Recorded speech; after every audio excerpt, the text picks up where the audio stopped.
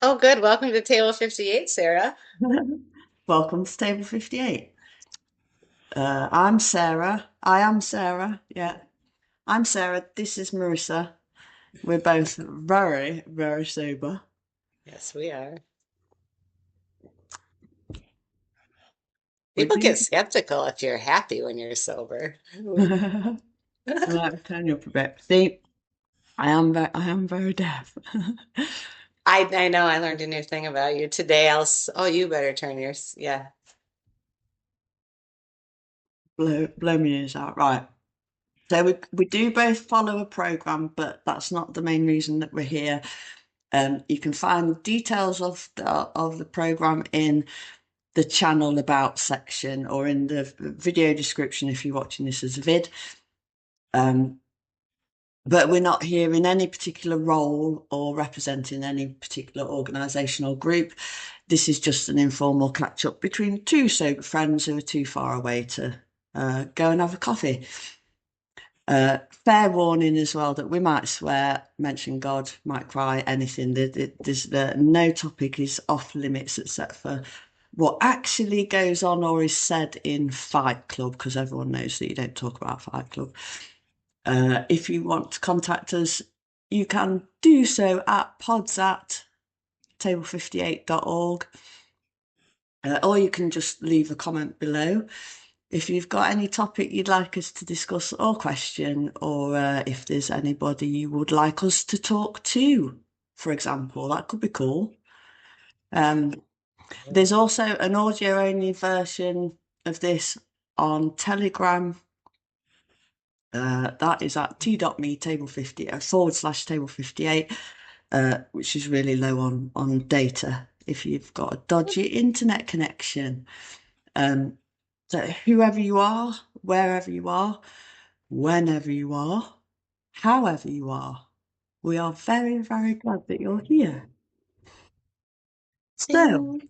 I Marissa, agree. how are we doing? It's been 2 weeks, I think. It has been 2 weeks. Two weeks. And you and I have been talking about my cat is really enjoys this ribbon right now. It has been 2 weeks, and I was just thinking about how we have been talking about connecting on like taking a look at 6 week chunks of our lives. And I was going to try to take a look before because we had talked about doing that. Did you?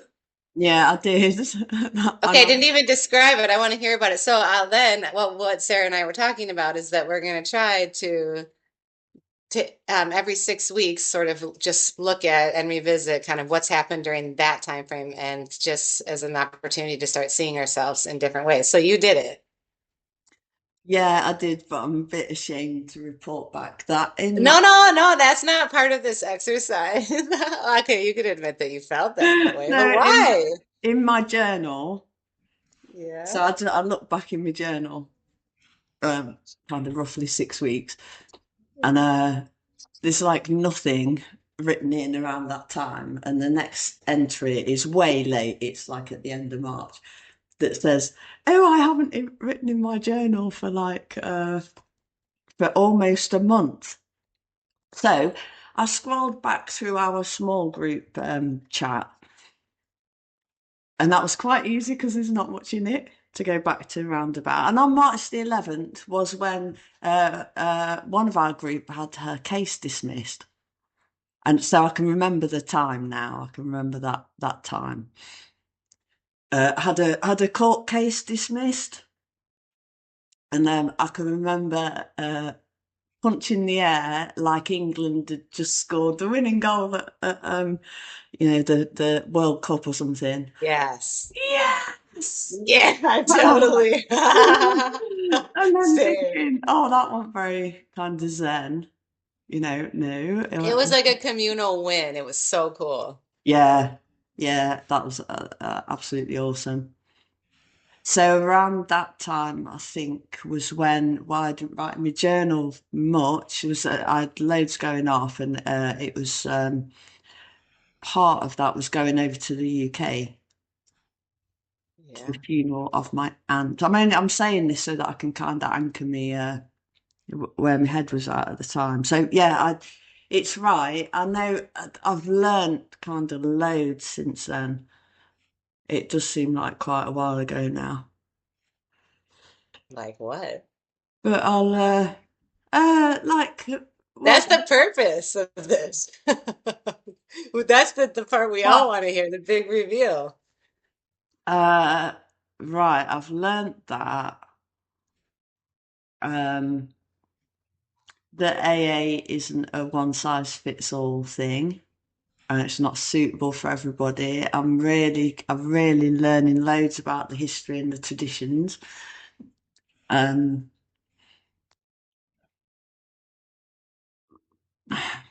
yeah, you might have When you to. say, would you mind saying more about AA is not suitable for everybody? That. Uh, so a few weeks back, I had the feeling like I wanted it had such a massive impact on my life that I had the feeling that I wanted the whole world to experience it. And specific people as well was like, this could so work for you. It could, this could really help. And um, yeah, so the last, like, I don't know, couple of weeks or so, I've been going through that one. Or is it just a week? I don't know. Time's going. Maybe just a week. That I'm learning that it's not necessarily going to have the impact on somebody else that it's had on me. Definitely for me, it's like kind of like a no-brainer. Mhm. Um, and there are different flavors of, the program. There's different uh, elements to it for people with different. But for me, it's like yeah. I I am an alcoholic, and this alcoholic program works for me, and it's like the only thing that's worked for me. So I'm kind of getting my head around all that. Mhm. Uh, yeah. I think it's just wild, this topic, because I sent my sponsor like a reflection of the week because the last 2 weeks have just been incredibly filled in ways that are unexpected and just as appropriate and revealing just for kind of where spirit has me placed right now. And so it's been just really neat. And the people that are around me. Okay, my cat is really on a thing. I'm gonna have to focus here. Um, anyway, well, what's been happening? Because now in these 6 weeks, yeah, and thanks for mentioning this, because that March 12th was the day is Gary's, my stepfather, if any of you who my stepfather passed away of ALS, but he was really like an angel in my life. I feel certain he was sent specifically for a certain period of time to be part for everybody, not just for me. He really understood. He was really neat. So another story for another day. I love you, Gary. But that was when I was trying to get to the AA meet. The same day that I got my car and everything was the same day around that time. So I was in the middle of that as well as in the middle of a hiring process for a major position in my division that I will report up to. And it was just feeling like a lot of managing a lot of emotions because I was suddenly accidentally like really getting wrapped up in the whole thing instead of just staying in the day like I know to do. So I got focused, and this is, this helping thing that we do. When I say I got focused, I did. I recognized that I was way too involved. Once I was like flailing, and then two people who are old timers are basically like, wow, you're really overwhelmed. Like, how do you let it get that far? And I was like, asshole. And then other people were, and then I'm like, well, he's kind of right. He's like inventory. You have to be inventorying all the time. That is just a basic thing that we do, and it keeps you from getting to where you are now. And I'm like, man, but it's been in my head. And so I put it onto paper. And then when I put it on paper and then talking about it, it gave me perspective. And then I hear things like my daughter who was like, is it really that bad? because she's been integrated too. She's seen where I work and who I'm around and met people there. So I started heeding the messages and retreated to get my mental state realigned, which is really spiritual realignment, frankly. And also, somebody said to me, it's because you're not spiritually aligned. And I was like, what? Uh, How dare you? does he say? I was like, holy wowee, that felt good too. Anyway, I'm like, well, let's see what I think about this spiritual machete time. So I really just got to business and retreated and realigned my mindset. And the thing is, like, I had been sharing it with colleagues too, and I realized that, like, I don't sit and talk in this kind of way at work. Like, I just stay focused on that's just something that I think I've watched other people do, and I take a lot of pride in doing myself, which that not only because I was able to get here before I even knew it, I'm suddenly doing that. So I really knew when I was off, you know? And so that was also a good thing to see. So what I'm saying is, though, in the middle of all these difficulties, I was asked to speak at an AA in person. You know how we were asked to help too, but how help was kind of coming to me and how I'm things are being revealed to me in the in-person human addiction world. Whereas everything, the majority of my time in sobriety has been online. I got sober in 2021. It was the middle of COVID. That was my choice. And so, a colleague of mine, and not even that, like colleagues of mine who are even talking about it with their own families and or themselves personally. And the thing that I've done is I've decided that it's a false narrative that I need to hide a heroic, epic journey of my life because everybody else is going to see me as a liability if I say I'm an alcoholic or that I go to AA meetings. And I'm like, that's not the story.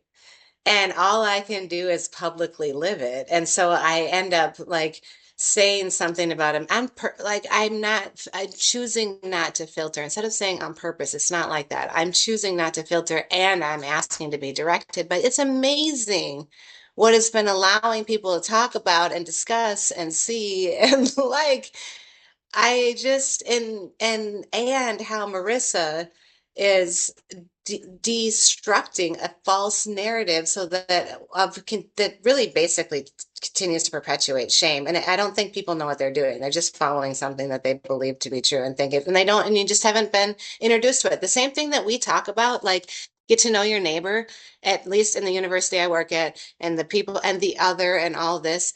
The addict and alcoholic is also an other, and I believe we betrayed getting to know that community. And so what's interestingly happened is when I've been in this difficult place, so I've had that happen. And then the person that lives right next door to me, I don't know why, but I've been here since January. For the last 2 months, I cannot tell you the number of times that we cross paths. It doesn't make sense. I get it. I said that we do live next door. So some people I'm sure are like, well, duh, you live next door. It's not like that. This is not, I mean, I'm talking about places that just don't make sense multiple times a week. And and suddenly the actual collision happened where there was a conversation and she's really, really inebriated. And we just invited me into her home and we got to talk to each other and I got to see like how I was, like and this feeling of not wanting to be shamed or put down. And I'm like, trust me. But even though you tell somebody, I remember, even though people would tell me, it didn't necessarily give me this sense when I was just getting sober one, two, and three different times. It's not like I just got a hang of it because I decided to stop drinking and showed up at AA home group. That isn't my story. I mean, not even close. So I had that happen. So finally the interception happened and then I don't know where it will go from here, but there are some really big things in her life that she openly shared. And so I have this next door, relationship, something where and then another friend of mine, I knew I'm having this thing happen specifically with this friend of mine.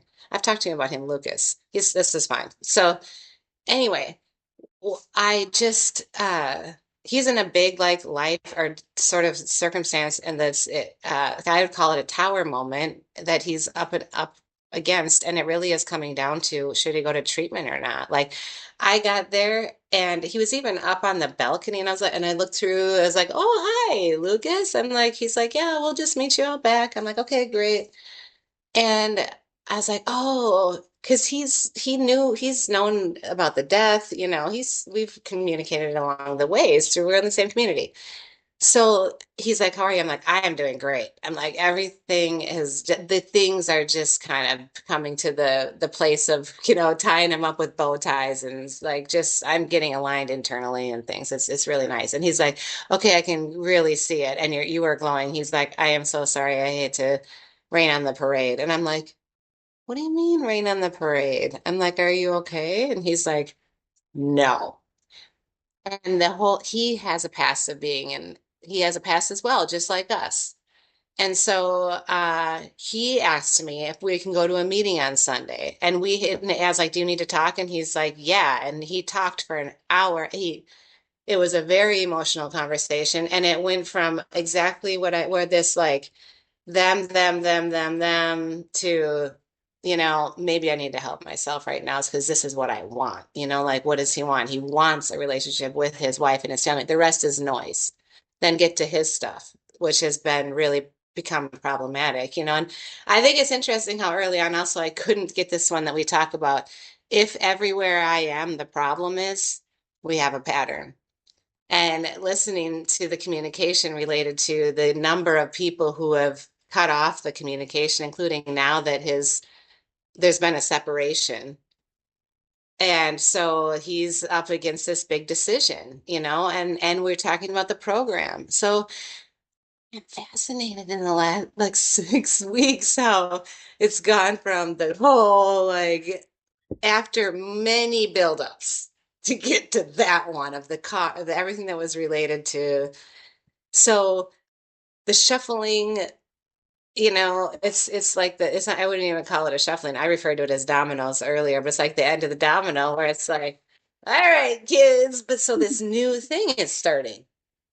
And I don't know it doesn't matter what it all looks like, but there are three alive people that don't have, one kind of has an interest in AA, one's sort of like, I need help, but I'm not gonna sleep and make choices on my own. And I'm like, not really. So call me when you're ready.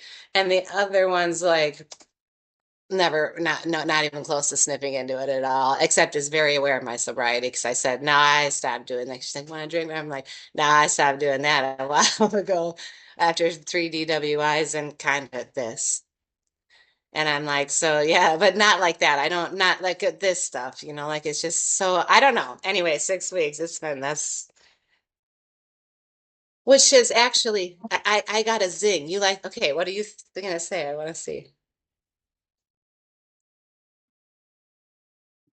So last, yeah, because we were talking before about going from online to like me and you were talking about, right, um, for different reasons than that, but going from online stuff to real world, you know, physically, locally to us stuff, and that so like two things was I'm not shy about saying that I'm in AA, but I don't kind of broadcast. I don't go around introducing myself to everybody like that.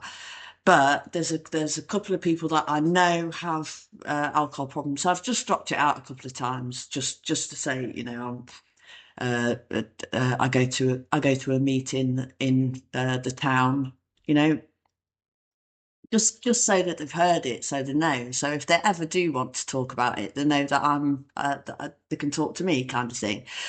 And so that's been my kind of attitude. And then my brick and mortar group, I was going very infrequently, maybe a couple of times a month, just because of practical reasons, really, and time and stuff. And most of my stuff was and still is online. service and meetings and everything.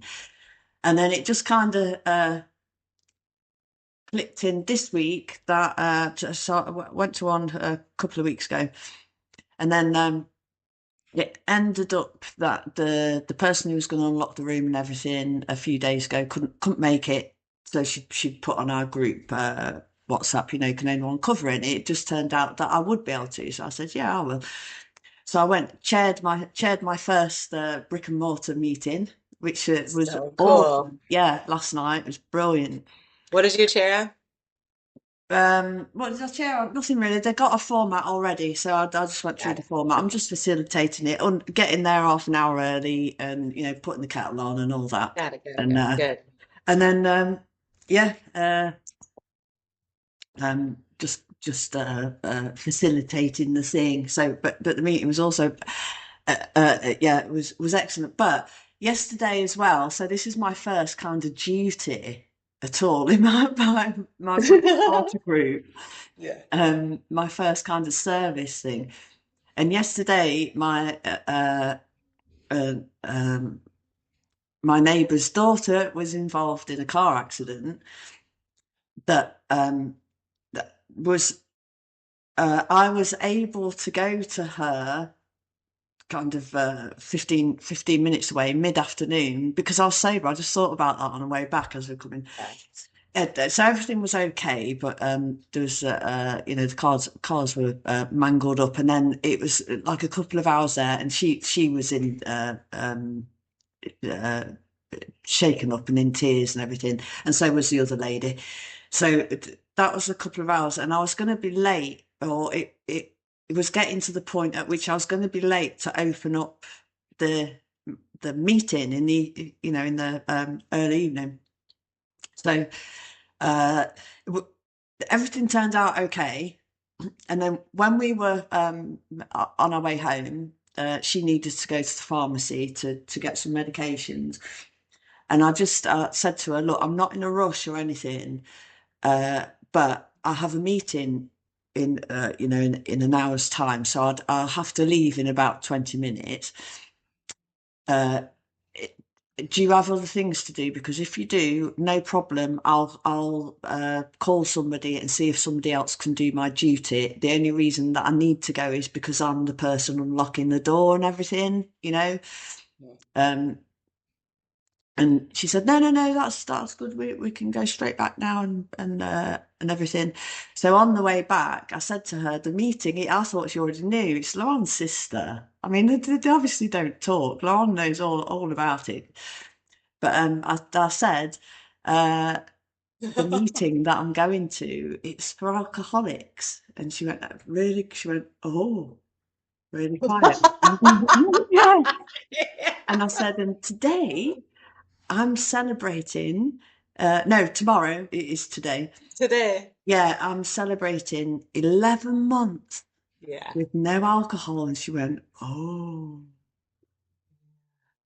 Oh, all right. So I've just left that with She her. didn't know I, what to I kind of, say. yeah, I thought she knew. But See, when I yeah. went to the meeting a few days ago, I'd been delivering stuff for Hope furniture in the middle of nowhere. Yeah. Got to a house that I thought was the address. It wasn't. It wasn't the address. It was the next house. This is kind of in yeah, in deepest rural France. The guy whose house it was, so I've kind of pulled down this long drive and into this courtyard thing with a few houses around it, and then I see my old mechanic from Weymouth of like It's we go back crazy. years, yeah. Um, who I actually bought a car from him that his old car, and that was the car Wait, you that were was how really many crazy. hours away from your house? Hours. An hour and 38 minutes. Yeah. Okay, good. Yeah, just miles away, very random. Anyway, so I was like, oh wow, hello, right, so you live here now then, dear? Are you all right? And I just had a chat with him. Yeah, what do you say? And so we had like a bit rushed for time, so I just had real quick, swap phone numbers and everything. It's like, yeah. Then in the background was this guy waving at me, and he said something about chimneys. And when he spoke, I recognised him, and he was from my home, from my brick and mortar group. So I was like, "Yay! Well, So great. give him a great big hug, and see you on Friday." When I I saw, know, I love this story. yeah, See you on Friday. I was like, "Wow!" Of all the anyway, he told me last night that the guy that we both knew, the guy I know from for the last like 20, 25 years, um, his that they he lives with his wife and her parents. So his step parents, he said, "You know the best bit though, Sarah, because how wild was that?" He was saying, how wild was that we kind of met in the middle of nowhere?" I said, "Yeah, awesome." He says, "You know the best bit though is that her parents, who I don't know her, I've met her now, but I don't know her. Her parents between them have got 100 years sobriety." Wow. Yeah, and I was like, Oh, yeah. "Oh, no." You So just like got this message yeah, it's delivered through taking this little trip. yeah, It's interesting. by getting the wrong address. And And wasn't this a trip that you said you didn't need to really have to drive that far for, but you did, or was that a different one? we shouldn't have done it. We shouldn't have done it that far. But Yeah. somebody took the phone call and said yes, we'd go and collect this These are second-hand like your phone. 11 months gifts. You got to really write. I mean, follow your sponsor's lead, but I also think this time, the month before I do it the last quarter, but you particularly now, going into the last month of your first year to just think about the past months, what you've learned, honor it, ritual it. You you've done all this with the grace of God, but it's a really important time. It really is. And I think I hear a lot from old timers, and I was taught this, and I think it's an important message too. When we hit our 1 years or celebratory times, that is a time to watch out for. And I'm like, Yeah, I got it, Jenny, I got it. And I did notice my emotion shifted. Yes, it was difficult. She was right. It didn't make me want to drink, but I also, yeah, I mean, I didn't want to drink, but I could start to see more closely. My cat, I'm telling you, you're such a shithead is what I'm calling it, but I love him. He doesn't do this to me unless I'm in here doing this. Okay, I don't even know what I'm talking about anymore. Poof. It's gonna have to be for another day. You don't remember either. I'm not even trying to remember anymore. yeah, yeah. So uh, yeah, there's a lot. Yeah. I know. After a year, I'm in uncharted territory as well. Oh, yeah, that's what. Oh, so Yeah, Jenny, thank you so much. Yeah, so she would say this, but I just think it's this other piece of that's why I guess now this kind of makes sense to me why it maybe intuitively came to really, really like meditate, get grounded, stay in your foundation, recognize your sacredness, and talk about it. This is a big deal. This is a big yeah, deal. One person said to me, an old timer, I think we can use some kind of names in here. I feel like we sometimes can, no? Anyway, shared, I'll leave it at that. Shared that he was like, "What?" He's got 34 years. At my 1 year, he's like, "You need to celebrate this. You're never gonna have this kind of feeling again." And I was like, "Whoa, whoa, pal. I don't want to feel like this is the thing I'm never gonna feel again." I go, "I don't understand. I don't even want to try to live that way. Like, I'm excited, but like that is a setup. That's a setup. Like, no way. I'm gonna feel this way again. I know it and I will enjoy it and it's gonna be great." And so I mean it was he's like pop, pop, pop, pop, pop, pop, pop. I'm like, stop telling people that. No.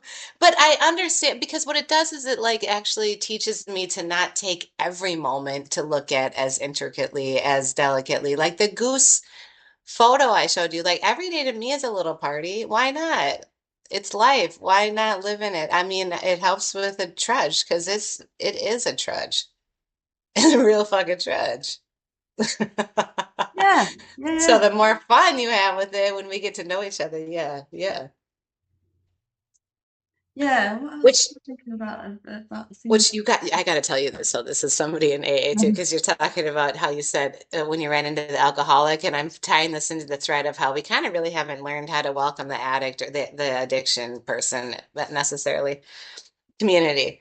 But another person, one of the people I do Mix at Six with, who's been around since the beginning out of Colorado, he was telling me this story that he was at this stoplight and this one guy, he knows him because of how big he is and he's kind of homeless, but he goes to their AA meetings and all he really cares about his shoes, like his shoes are the thing. And he saw the shoes right away. He's at the stoplight. He goes, I rolled down my window and I was like, "Hey, so hope I see you at the AA meeting tonight." He just said, I found her.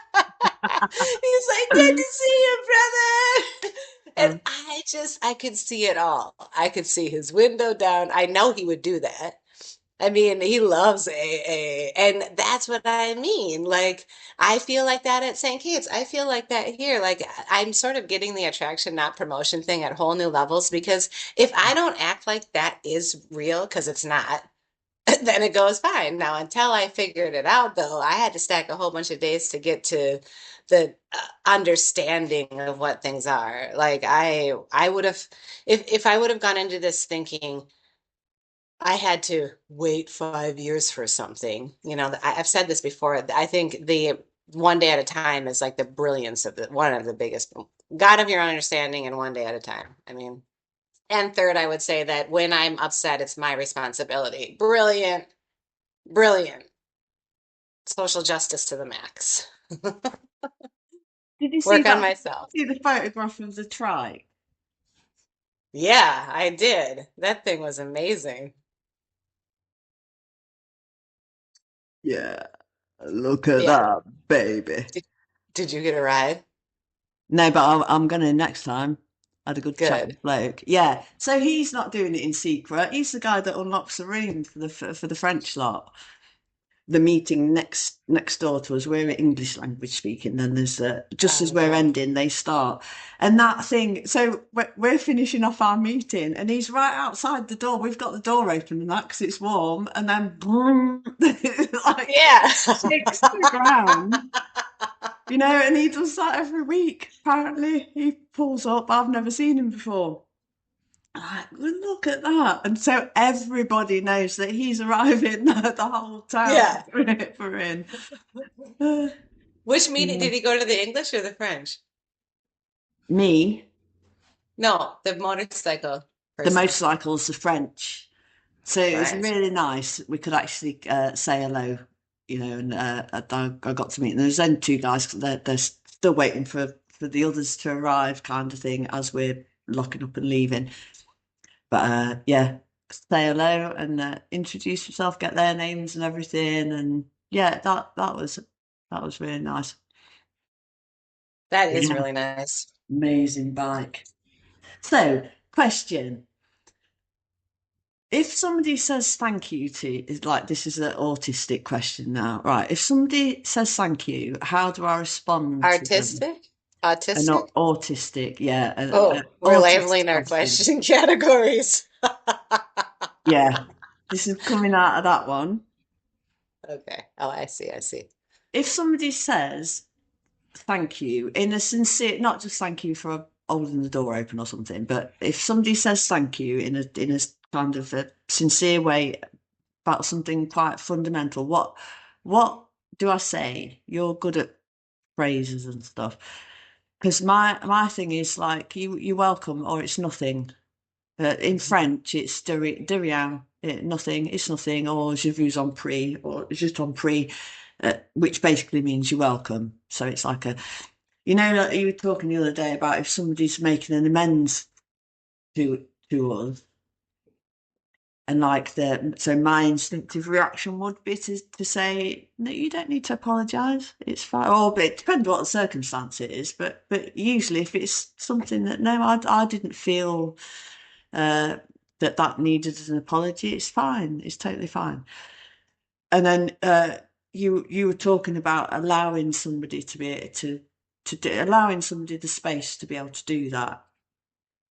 If somebody says thank you, how how how can I gracefully accept the thanks without being flippant about it? You know, without giving a give me a nice phrase that I can say. Oh, this is so great. Okay, the first thing, thank you, because I think it's fascinating that you brought this up because it has been a trauma piece of my work that I didn't realize. So the first thought that I have is to inventory it and look at the challenge that comes around the response to thank you and work. Maybe you already have, but anyway, I would definitely learn more about where it's coming from so that you can uncover to discover to discard. That's what I did first. When I did that, okay, it helped me understand because I had a thing that I'm still learning about, but I'm this is a little bit of a lot of I'm going to share a lot of information, but not. So for me, I just wasn't aware of how much um, our traumas show up in a lot of different ways. That's for sure. So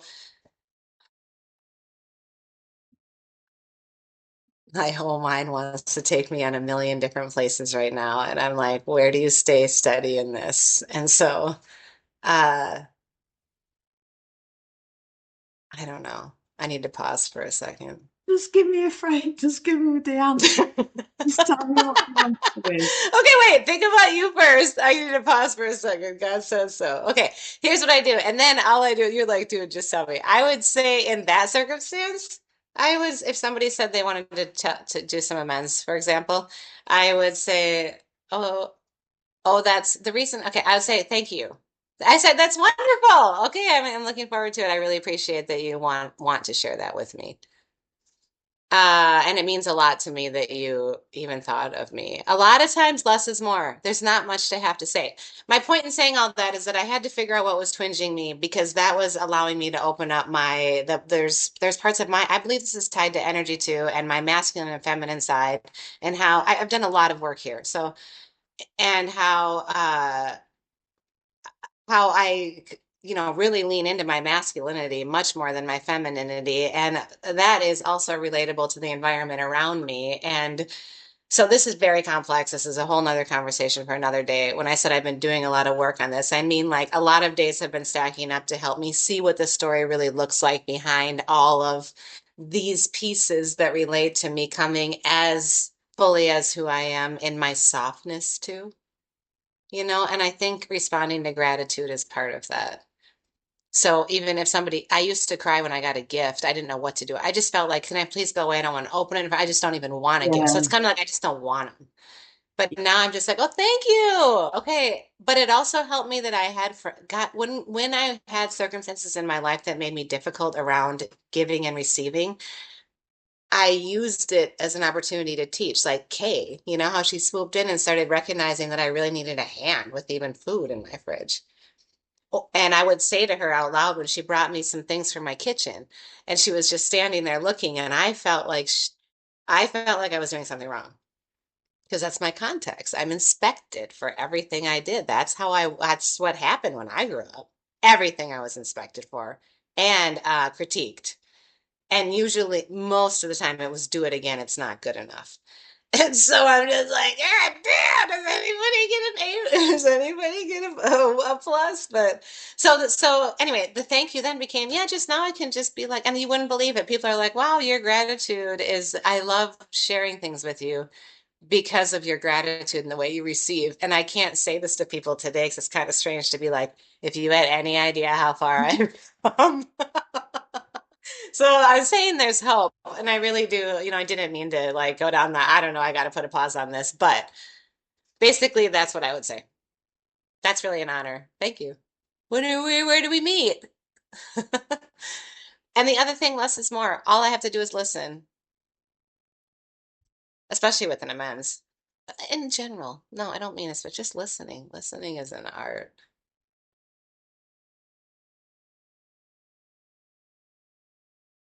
And that's when the divine can drop in and speak to and through us for the healing of all living beings, dare I say. Yeah, but if somebody's saying thank you, what literally can I say back that is not oh it's nothing or you're welcome. Just You're like that. welcome. Oh, you're welcome. Say what? Well, what is it about your welcome that doesn't feel sufficient? I think tone and sentiment travel with words. All right. So Mhm. kind of you. Thank you for thinking about me. Wow, I do that a lot. I can't. Now I'm just like, wow, it's like a surprise. So I'll be like, wow, this is fun. What is this? That's what I do when I'm here. Should I open it now? Do you want to see? I just kind of turn it into like, Dan says, you know, when we get tips and stuff on the chimneys, if it's a bottle of wine, I just say thank you, take it, and Dan has it. If it's money, sometimes we get some money. what if you say, I appreciate your kindness? I appreciate your kindness. No, if somebody's saying thank Thank you you for to your me, if thoughtfulness. somebody's thanking me for something, so Isabel yesterday, Yeah. what I'm Oh, thinking you're is Isabel, welcome. right? Because the first thing I did when I got there was just got hold of her, and she went like that for a hug, and we never have a hug ever. Oh, we might have had a quick like a French bisou or something, but never. We're not, we're not like we don't hug. And she put her arms out like that, and I just gave her a hug and just held her. And then, as after about 10 minutes, everything kind of calmed down. We're doing all the paperwork for stuff and taking the photographs, and and everything. And then it was just we were just going through the process of what was needed, like the accident I'm talking about, and waiting for the recovery vehicle and all that sort of stuff. But when we got home and uh, we were parting ways, she looked at me and said very sincerely, "Thank you." Thank you in a way that was like from the heart. She was looking at me and she's saying, "Thank you," like I really, really did something there. And I said, "No, yeah, it's nothing, bye." And afterwards, I thought that was the wrong thing. It was the wrong way that I reacted then. To something that was it was on a Would deeper you level. feel It wasn't, comfortable saying in the future, yeah, I could see. Would you feel comfortable saying, I was happy to be able to be here? I was happy to help? yeah, Instead of you're welcome. I do think the same way you heard thank you is what you're welcome can provide with just, whatever that is, but the exchange of you're welcome. I'm happy I could have been here. I'm really grateful that to have been asked, and I'm glad that you're okay. That's what I do, actually.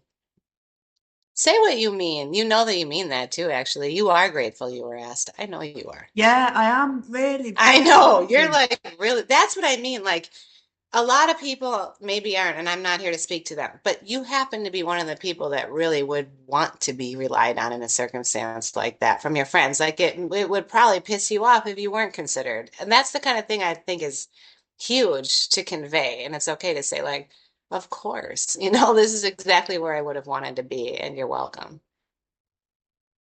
I just keep reassuring people, basically, especially in a circumstance like that, because I think people feel like they owe you something and stuff or whatever can. And I just try to just reassurance with that, like, this is exactly where I was supposed to be. And I believe that we're all exactly where we're supposed to be. I'll say that too, actually. And I'm really grateful I could be here. Thank you. Now go take care of yourself. And you're good at that too. You've done it with me. You're like, now go do this. Like you can direct well. And people need that really firm, like, oh, it's okay for me to do that. I know I'm saying that because in times when I never would have thought that was a real thing, I had a supervisor once say to me on a Friday after some other big things was like, I need you to go home now and not think about this at all anymore. You have my permission. And I was like, okay, Yeah, that helped. yeah, Yeah, all right then. I'm going to go straight on to question two. Why Oh, is there's this is two. It's a bonus. question two? Why is step six such a big deal? Why is it the step that separates the men from the boys?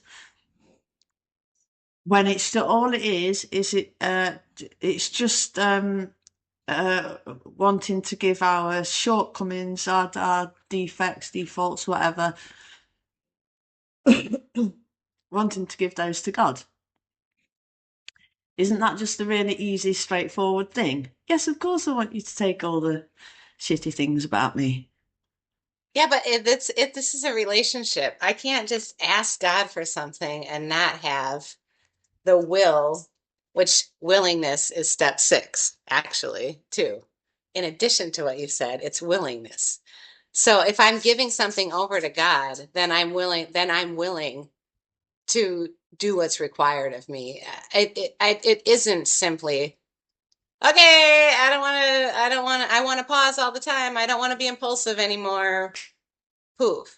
It's this willingness to say, okay, I'm going to have this behavioral shift, which I think I'm learning about differently. It's a mindset shift that puts to the forefront what I've identified is my uneasiness piece that's kind of by seeing what is triggering from the past. Like, what is this ruffling up? Okay. And this can go fast. I'm not, once you get better at it, it takes a while. But um, then you just start clicking to the process where you can start to see you put it to the front. I have to put it to the front of my memory. So it takes a couple of days and it takes a couple experiences where I'm reminded that I'm working on that thing. And then I'm like, oh, okay, this is how this is going, because I was willing. But it's like, am I gonna choose to have the veil removed and stay where I am?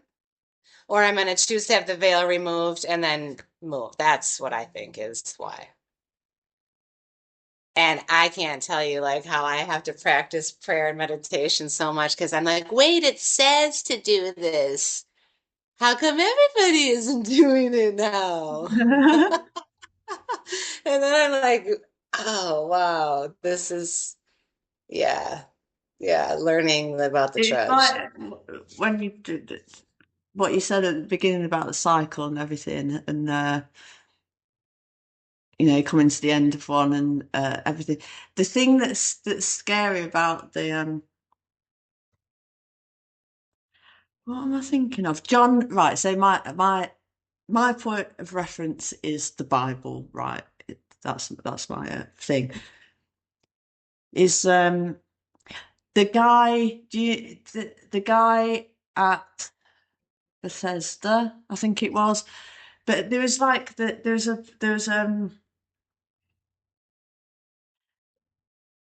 place, I think it's Bethesda, there was this holy pool of water that had healing properties, and it's where all the invalids, it says in the Bible, gathered for and did kind of uh, have healing from the water. And there was a guy who'd been there begging basically for 38 years, and Jesus comes past and he says that the guy doesn't ask Jesus to heal him or anything. Jesus comes past and he says, do you want to be well?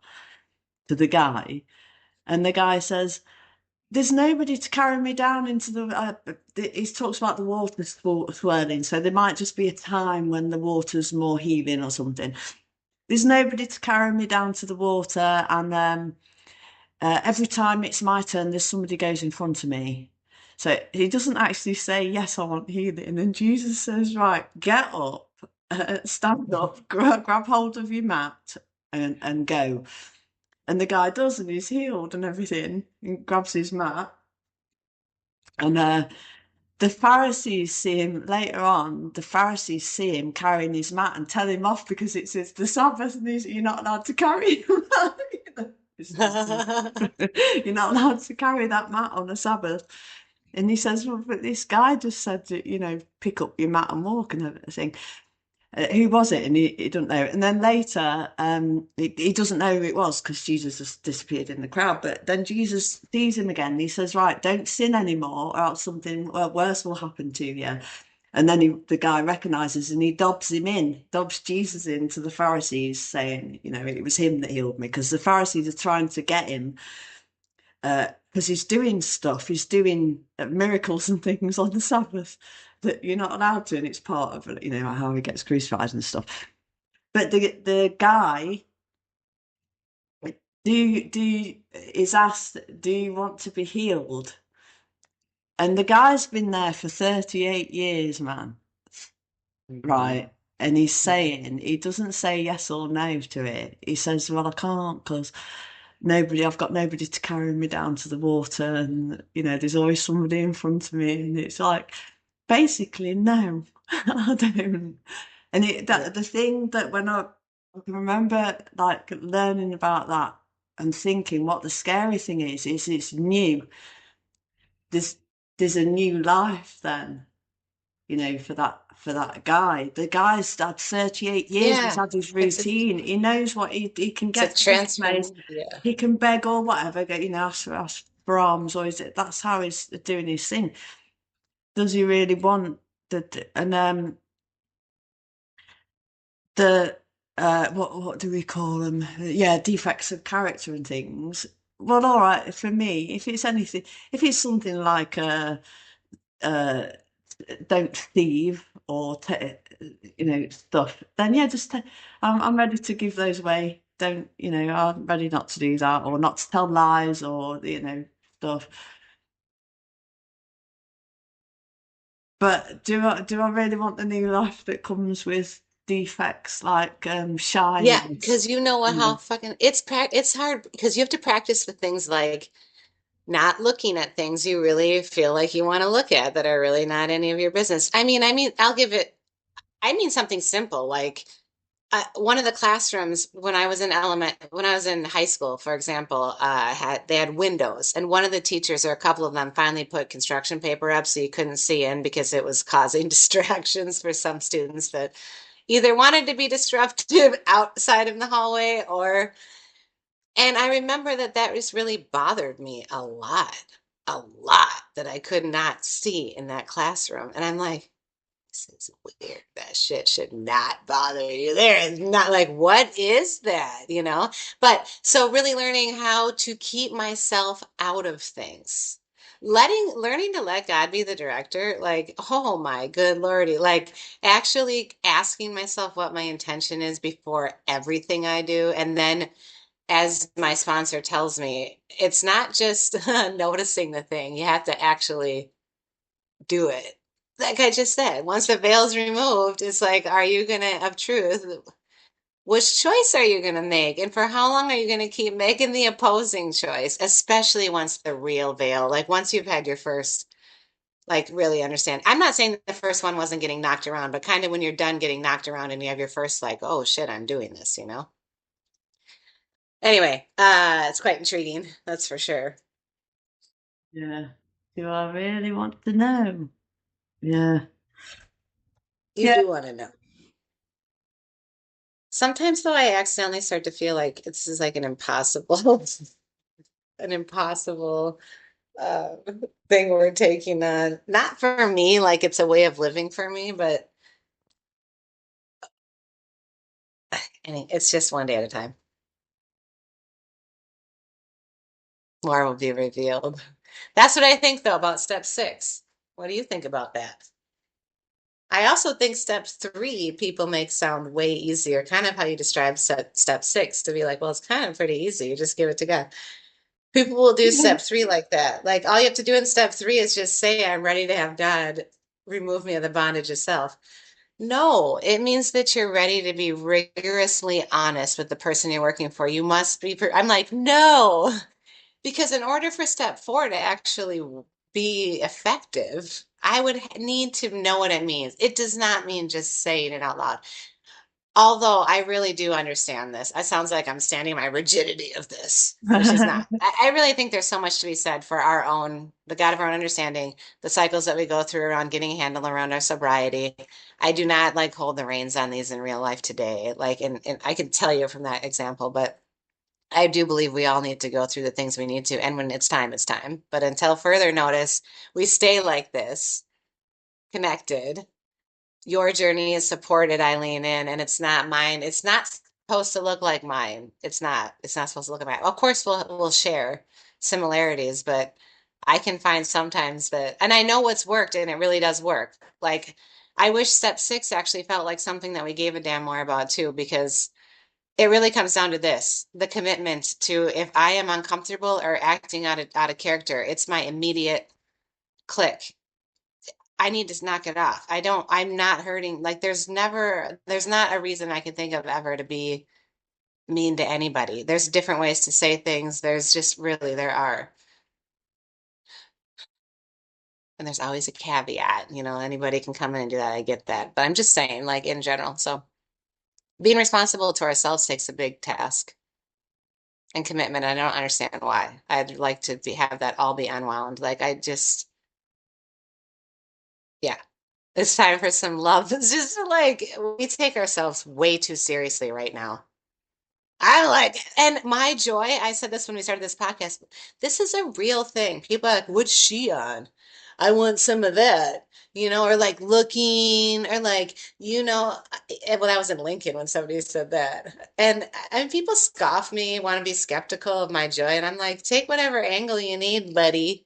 It's just like, I, I was, there was a time when I felt like, could everybody just leave me alone? Like all I'm doing is showing up, putting my head down and doing the work, and then we talk about we need to do it joyfully, otherwise it's like too big. So then somebody brings in some joy and some work, and it's just like now we have to wonder and a past.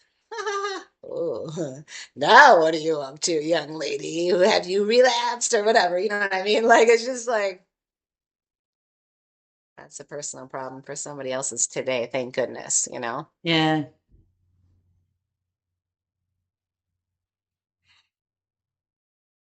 That's that.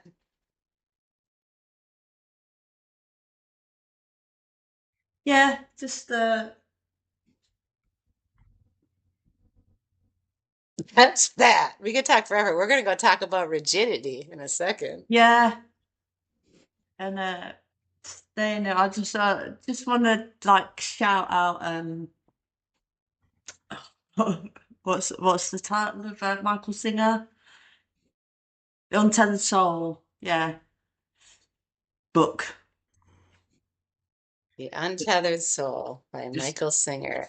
very We gotta talk about that next week. We could. yes, yeah, we could. There's a lot to, yeah. Oh, that sounds nice. But that kind of ties. Well, we won't go down that one now. Maybe we save that one as well. The Mark Nepo from yesterday. That I'll tell you what the title is. Love Like Water. And that Really? yeah, those two kind of Well, we could close with it too today if we wanted, and then if we talk about it next week, just so people can have the meditation and share it if they feel. yeah, Okay. You yeah. want to read it? I can bring it over here. You don't want to. So it's Mark Nepo. What's the title of the book? Book is called The Book of Awakening, The Having the Book of Life You Awake. Want by Being Present to the Life You Have. So this is Mark's entry for April 24th. Love like water. Only love with no thought of return can soften the point of suffering. Water in its clear softness fills whatever hole it finds. It's not sceptical or distrusting. It does not say this gully is too deep or that field is too open. Like water, the miracle of love is that it covers whatever it touches, making the touched thing grow while leaving no trace of its touch.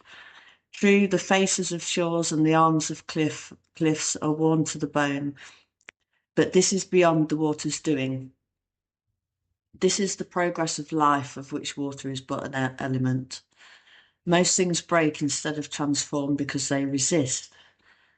The quiet miracle of love is that without our interference, it, like water, accepts whatever is tossed or dropped or placed into it, embracing it completely. Of course, We're human and are easily hurt if not loved back or if loved poorly. But we waste so much of life's energy by deliberating who and what shall be worthy of our love, when in the deepest elemental sense, these choices are not in our province any more than rain can choose what it shall fall upon. Certainly, we need to make decisions. Who will I spend time with? Who will I learn from? Who will I live with? Who will I marry? But beneath all of that, the element of love doesn't stop being elemental. It does not stop covering everything before it. And over a lifetime, the pain of withholding, that great and quiet force, is more damaging than the pain of being rejected or loved poorly. For love, like water, can be damned, but towards what end? In truth, the more we let love flow through, the more we have to love. This is the inner glow that sages and saints of all ages seem to share, the wash of their love over everything before them, not just people, but birds and rocks and flowers and air. Beneath the many choices we have to make, love, like water, flows back into the world through us. It is the one great secret available to all. Yet somewhere the misperception has been enshrined that to withhold love will stop hurt. In truth, it is the other way round. As water soaks scars, love soothes our wounds. If open to, love will accept the angrily thrown stone, and our small tears will lose some of their burn in the great ocean of tears, and the arrow released to the bottom of the river will lose its point. And the meditation is: choose a quiet spot and in a moment of meditation, open to the water of spirit that runs beneath everything. Let the energy of love rise from you to the simple objects before you.